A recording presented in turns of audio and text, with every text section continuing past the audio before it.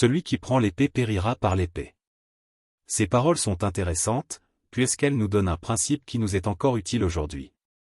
Nous devons discerner que ce principe est soumis à la méditation, puisque les Écritures nous montrent que les Israélites pouvaient se défendre contre leurs ennemis.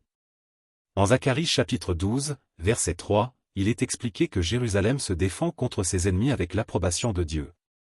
Nous voyons donc que le principe énoncé par Jésus ne s'applique pas de manière absolue à toute situation de défense. Cela nous indique que nous devons réfléchir profondément à ce que Jésus voulait réellement nous enseigner par ces paroles. Il y a un point intéressant qui concerne notre époque. Les nations ont établi des lois qui sont prévues pour faire justice, même si cette justice n'est pas toujours au rendez-vous. Néanmoins, lorsque nous avons un conflit ou que nous sommes victimes d'une injustice, nous pouvons faire appel à la police.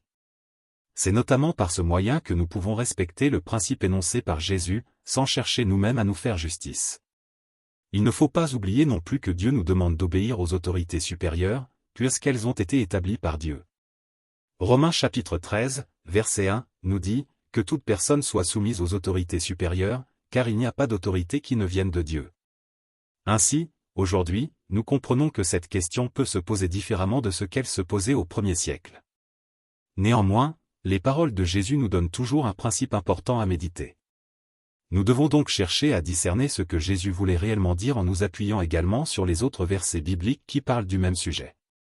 C'est en comparant ces différents passages que nous pouvons mieux comprendre le principe qu'il voulait nous enseigner.